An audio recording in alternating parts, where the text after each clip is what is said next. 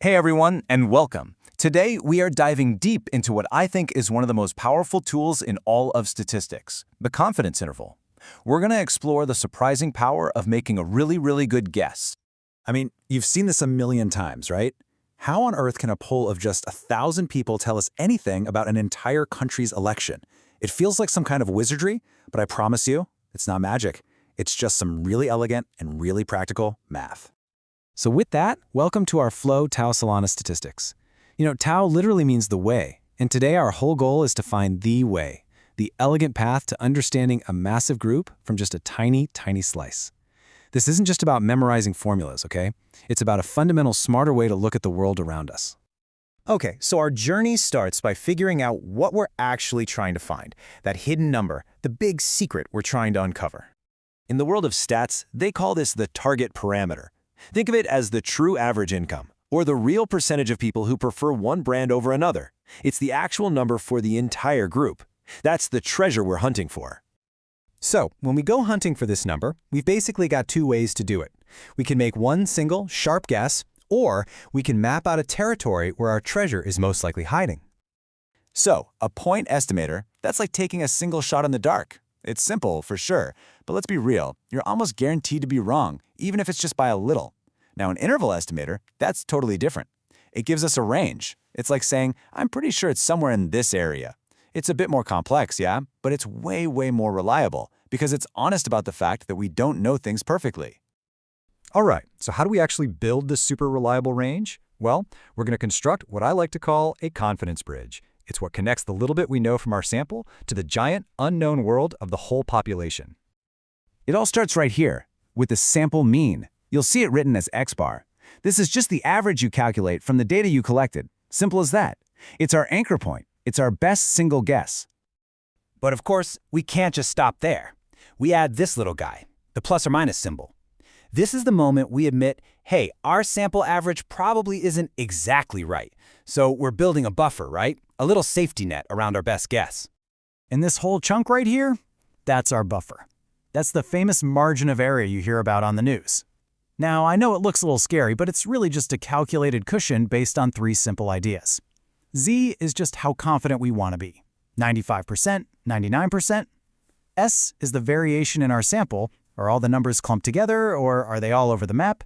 And N, that's just our sample size. And this makes perfect sense, right? The more confident you want to be, or the messier your data is, the wider your safety net has to be. But the more people you sample, the smaller and more precise you can make that range.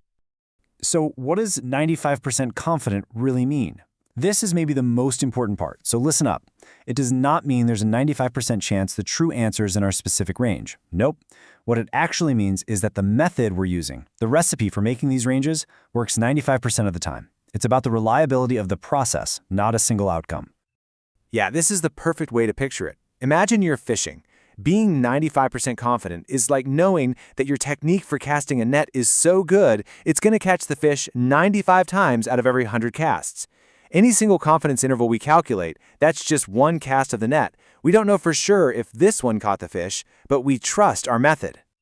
Okay, so we've got this awesome theoretical tool. Let's stop talking theory and see how this thing actually works in the real world. We're going to take this idea out for a spin with a super practical problem. All right, here's our scenario. Imagine a huge bank. They need to figure out the average amount of money owed by all of their customers with overdue accounts.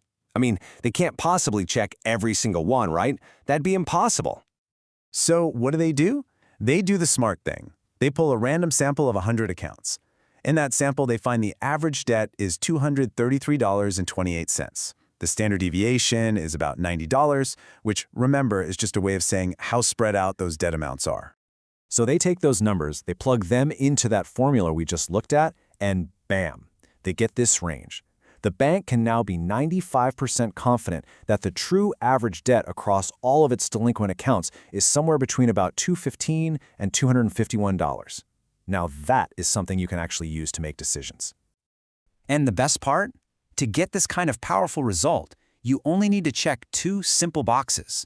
First, the sample has to be random. No cherry picking. And second, the sample size just needs to be big enough. And in stats, big enough usually just means 30 or more. That's it. It's a pretty low bar. Okay, this leads us right into a huge question that every researcher, every marketer, every manager has to ask. How many people do I actually need to talk to, right? How much data is enough data?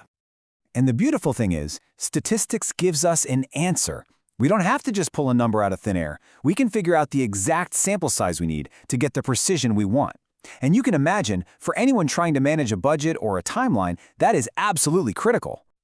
And this little formula right here, this is our secret weapon. It lets us work backwards. We get to decide how confident we want to be, that's our Z, and how much error we're willing to live with, that's SE. And the formula just spits out the exact sample size and that we need to get the job done. No more guesswork. Okay, so let's bring this all home. What's the bottom line here? How can you actually use this stuff? We're going to distill everything we've talked about into 3 huge takeaways for business, for marketing, for pretty much any kind of research you can imagine. First, and this is a big one, a confident range will always beat a single guess, every single time. Use it to forecast sales or analyze customer feedback with a realistic picture of the uncertainty involved. Second, remember that confidence is about the process, not a one-time promise. This mindset is the absolute foundation for doing trustworthy A/B testing in marketing or quality control in manufacturing. And third, your sample size isn't a random number, it's a strategic choice. You can scientifically calculate exactly how much data you need to optimize your research budget and get the most bang for your buck. And you know, this quote from the textbook we're drawing from really just nails it. It's that measure of reliability that gives confidence intervals all their power in the real world. So, I'll leave you with this to think about. Now that you understand the Tao, the way, of building real confidence from a little bit of data, what decisions, either in your work or just in your life, could you start making more wisely? Where could you use a confident range instead of just a single risky guess?